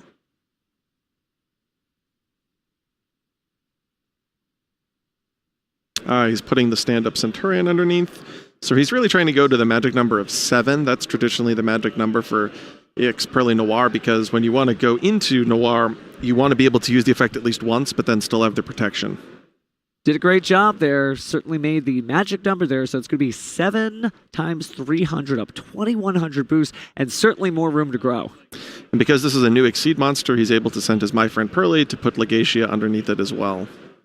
So just eating up the field, nothing will stop X Pearly Noir from just devouring all of this. May not necessarily be worried. He did put the Legacia back, but I'm sure he's going to make a different decision soon. I think he was just reading just to verify, but yeah, it looks like he's going to go for the Legacia. So that's 1, 2, 3, 4, 5, 6, 7, 8. Looks like 9 materials, plus the Stray Pearly Street's going to put a 10th one. Oh, that's gigantic. And there's definitely a delicious memory in there. To a degree, I almost wish we had another camera angle so you could just see how vertical this Exceed summon is. It looks like 9 now that I'm able to see it this way. What a stack. He's thinking here if he wants to use the Stray Pearly Street to take another card and put it underneath it as the 10th material. Would you put a Sleepy Memory here to get more resources, or just another delicious memory to make the biggest monster in existence? So you can get the Sleepy Memory first, because you can just attach the delicious memory on your turn, and I don't think there's any universe where the defense of Noir matters this turn. Probably not, when it could just get rid of anything that comes its way by getting rid of 2 materials. It would still have 5 to grow on. I think that's what we're doing. Okay, Crimson Dragon going back to the extra deck. That can be a little dangerous. Technically, you could do the whole Centurion combo again and maybe get to the Calamity, but I don't even know if Calamity could do something about this field. And now, like I mentioned, the Stray Pearly Street, which he decided to leave on the field, is resolving, and it's going to allow him to put a copy of Happy Memory underneath. So that's an interesting choice. Is that Sleepy Memory? No, that is Sleepy Memory. That the light's hitting it just right. Yeah, that somewhat recent super rare is a little tough to tell. But yeah, that is a recent super rare in an OTS pack. So he is going to allow himself to draw 1 card. Just gives a little bit more resources. There's not a whole lot that you would probably draw in this moment that would impact the duel. I think it was a spell card based on the look of it. Well, he has 2 copies of Droll and 3 copies of Effect Failure, a copy of Ghost Mourner even. So there are a few cards, but at this particular point, with only 3 cards in Brandon's hand, I know one of them is an Infinite Impermanence. Unfortunately, that's not going to be sufficient enough, because with the Noir effect, it's just going to shuffle this Trudea back, and then, oh, well, Infinite, he has the talents, so he could potentially draw with the talents. Well, it better be a heck of a draw, because you cannot take that Expertly Noir. Well, I think it has, if I'm counting this correctly, only 4 material. No, is that, yeah, that's 4 material. Now it's 4, so you could take it. But what would you do with it? So if he plays talents and says take, it kind of forces this, but what he's going to be able to do now is shuffle some of the Horus cards back, or some of the... If he has a few options here. Is he afraid that the opponent's going to draw? Yeah, he is very much afraid the opponent's going to draw a King Sarcophagus or Sarcophagus-like effect, so he's just going to double detach here and put back both the Imseti, and with this particular graveyard...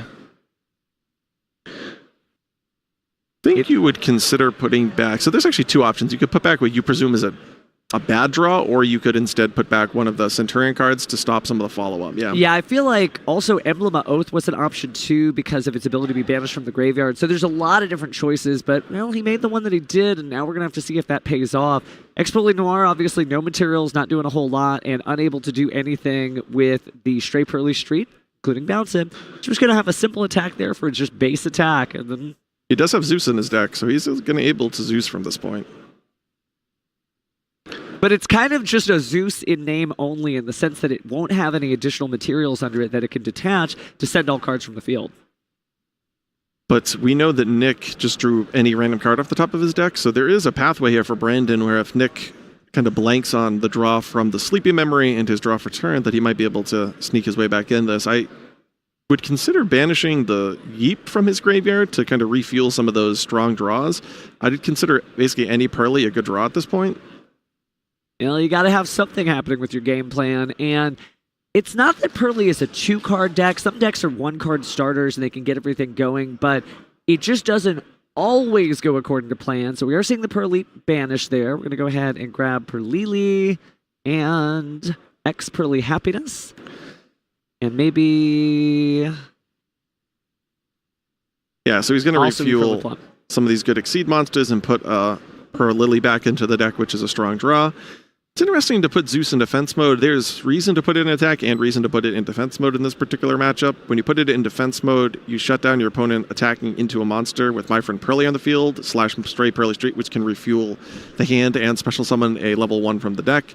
Putting in defense mode, though, opens you up to some of the happiness plays, so it'll be kind of interesting to see what happens. Looks like I saw a Sleepy Memory being played now, and also an Effect Veiler. Yep, so clearly here he'll be discarding that Effect Veiler. And he's going to be going into Perlili. That is the one that lines up the best. I feel like with Perlili, of course, you get so much, but maybe we're not having so much duel left after all. Possible that I believe Brandon might have conceded there, seeing the writing on the wall that all you need to do is just get a few cards on the board, and yeah, you're back in it. Yeah, he had an Infinite Impermanence set, and obviously Infinite Impermanence does not line up especially well against Stray Memory. Or sorry, Stray Pearly Street. Not Stray Memory, but Stray Pearly Street. And as a result, we see Pearly taking down our first game here in our Round 9 feature match. Still got to see all the cool Centurion stuff, so it is a reminder of how powerful that deck is and what it was able to get set up. But I feel like for that game one, the deciding factor was not waiting for Infinite Impermanence to no longer be able to be activated against your Crimson Dragon. If you had just waited just a little longer, or waited for your opponent to try to negate it first, Crimson Dragon would have correctly been able to bring something out, and then we would have found out what his level 12 Synchro was. Oh, I don't think there's much of a question on that one. When Hot Dragon, Red Dragon, Archfiend, King Calamity is a viable option, you will always summon it. It is so good. Again, being able to shut your opponent out in a way that maybe Jack Atlas wasn't ready for back in the old 5Ds days, but again, you could just effectively bring that card out at the speed of light and stop your opponent's turn before they even get started. Such a powerful card, but it's not guaranteed, right? Some people say, oh no, it's the most unfair thing I've ever seen. Well, sometimes you just have the answer to it, and unfortunately, Nicholas was able to just flatten its ability before it could even happen. The issue is Infinite Impermanence is not usually an answer. It just happened to work out well there. And but then, if you are going first with the Centurion and you are so excited that you want to jump directly into Crimson Dragon, that is going to be a risk you have to take. let's assume that you're not all that excited and you wait for your opponent to put something on the field, then Infinite Impermanence isn't really a good out. There is an out, though, in Nicholas's side deck that is one of the better ones, which is Cosmic Cyclone. For your opponent to be able to pull off that play, they need to special summon the Centurions from their trap zone and then trigger the field spell. If you then Cosmic Cyclone the stand-up Centurion, they're unable to conduct the quick synchro. So they'll just be stuck there with 2 Centurion monsters on the field. Now, obviously, you still have to deal with Legatia that's protecting them, so it's not like the game is outright over. You need a lot more to go over the top. But in terms of stopping your opponent from summoning Crimson Dragon, which therefore stops your opponent from summoning Hot Red Dragon, Archfiend, King Calamity, Cosmic Cyclone, a card that Nick does have 2 copies of in his side deck, is a viable option. And everybody really has been packing their Cosmic Cyclone, so that might be a reminder as why Centurion, despite being a cool deck with great combos, just hasn't risen above to the top of the cream because, again, if everybody has their Cosmic Cyclones because of how strong they are in all these different types of interactions, they also have their Cosmic Cyclones at the ready for that draw phase play, so they can stop stand-up Centurion and anything they were trying to do in advance. Yeah, Cosmic Cyclone, I commented on this earlier when we watched Fluundaries against Branded. Cosmic Cyclone lines up really well against a lot of strategies, especially those strategies that need particular cards to be timed at just the right point. We see that with Dreaming Town, and we see that obviously here with Stand-Up Centurion. Well, looks like the Duelists have already presented and drawn, so we're just waiting for the go-ahead here. I am really excited to see that. I know that it is our last round for the night, but it's one of those things where, like, you don't get to see this matchup all the time, and both of these players really got to showcase it. So, hey, let's go right into Game 2 of our featured match, the final featured match of YCS Raleigh Day 1. Don't worry, we'll be back tomorrow, too. So it looks like Brandon has 3 hand interactions, a Cosmic Cyclone, but it does look like he has the field spell. If Nick has a interaction for the stand-up Centurion, Brandon is going to be passing this turn. He'll obviously set his Infinite Impermanence and Cosmic Cyclone, but that will be it for his opening turn. And the issue here is stand-up Centurion is not some of those field spells that allow you to generate advantage every single turn. It only can be used the turn that it is activated. Yeah, so this is huge. Oh, no. Ghost Ogre and Snow Rabbit being discarded to go ahead and destroy that card. And that is going to be painful because, just like you said, the way that we look at this hand, it's kind of all breaks and no gas. The only gas pedal in that opening hand was the field spell, and now that you've discarded the Infinite Impermanence, that's even one less point of interaction you can use against your opponent. What's so fascinating about Ghost Ogre is Stand-Up Centurion has a built-in protection effect, but only if you actually control a Centurion monster. So this situation only happens if he draws 0 Centurion monsters, because typically you'd be able to summon the Centurion monster and then activate the Stand-Up Centurion to play around Ogre. But in this particular case, because he has 4 interactive cards and 1 proactive card with Stand-Up Centurion, the Ghost Ogre was actually sufficient enough to cause him to pass his turn.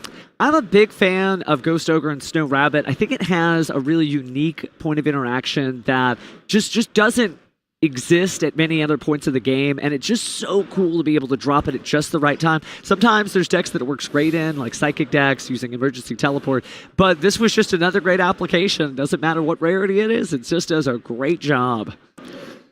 So here we see Perlily search out the copy of My Friend Pearly, and now Cosmic Cyclone banishes it.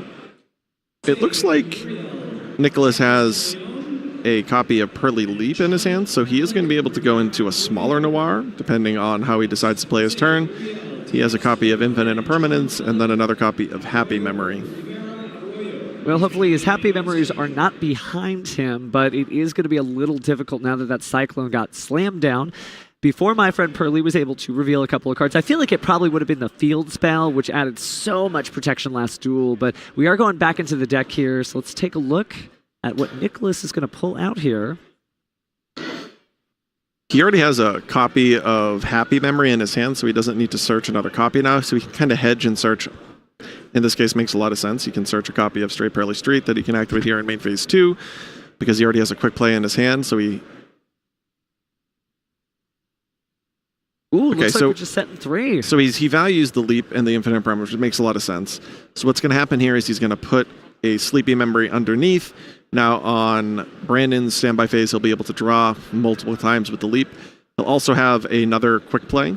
So he'll actually be able to get up to 5 if he wants, because if he just activates Happy, he can attach it underneath the Happiness, and then he'll have a 5 material Noir.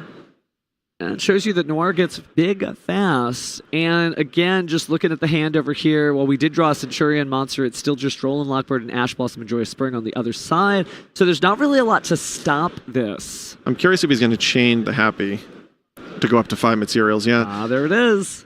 Now, the other part of this is he had the option of activating that Happy Memory on his turn, which is a little bit more safe, because obviously without any cards on field, Brandon would have needed to have a hand interaction. This opens up the possibility of Brandon having something. However, on the other side of it, he now actually has a card in his hand that he can discard because he drew off of the Sleepy Memory. So So this is a good example now because Ash Blossom was chained to Happy Memory. He's unable to attach it. He's unable to use the happiness effect, so it's just going to naturally go to the graveyard. He's choosing here to go into Noir and get an additional draw, but it's just a kind of an interesting choice there. He valued the possibility of wanting to discard the card that he drew off Sleepy Memory as opposed to guaranteeing the 5 material Noir, because as I mentioned, if he just did that on his turn, in the end phase specifically is when you should do that, you would have been able to get the 5 material Noir no matter what. Well, even with the Deviant play, Nicholas isn't dead in the water with an Effect Veiler still in hand, but we are seeing the Centurion Trudea hit the field, and maybe it's time for Effect Veiler to drop down now, but it looks like Infinite Impermanence instead, and that's the handshake. Nicholas Ma taking the duel. Yeah, it looks like he had, obviously we knew he had the Infinite Impermanence, but drawing the Effect Veiler, this deck when it works to its max capacity, when it's able to draw hand interactions on top of Noir with those 2, 3, 4 summons, it can be absolutely backbreaking. Certainly great work here. Again, both duelists doing a good job, but that is the end of round 9. Now, don't worry for both players. Technically, they could still be on the bubble, maybe slip in. We will go ahead and be talking to them soon, but it's one of those things where the YCS series is a marathon. To be able to play 9 great rounds of Yu-Gi-Oh!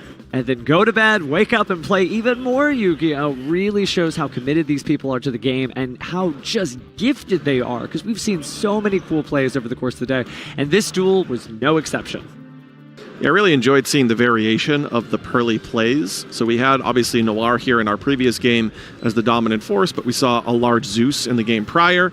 The fact that Pearly has that flexibility, whether it goes first or second, using Plump or Baby Noir, the ability to have all of those variety of options is really one of the unique aspects of the Pearly strategy. It shows you that it's still a great deck. Again, just because a card comes on or off the Forbidden Limited list doesn't mean that the pilot doesn't know what to do, so it's just incredible play there from Nicholas. We're going to hear a little bit more from him in just a moment with a winner interview to talk about how it feels to likely clinch your Day 2 victory at your YCS. We'll see you soon.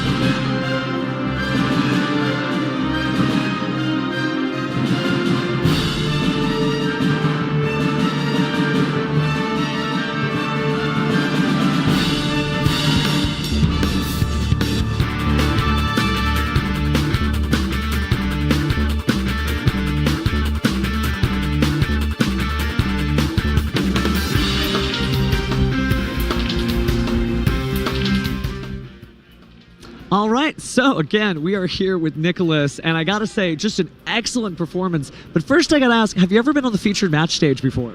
I have. Actually, I've been about 2 times before, but every time it's always so nerve-wracking and exciting. I love it.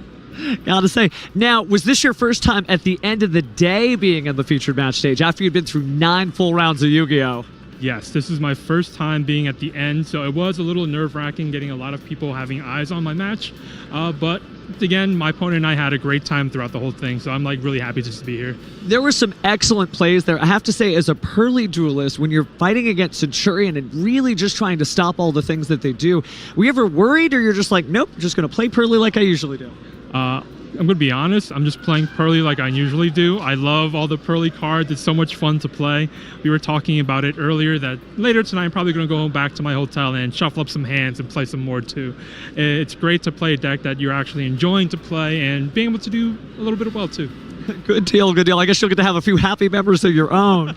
Are there any decks that when you wake up tomorrow and you end up being here that you're worried about running into?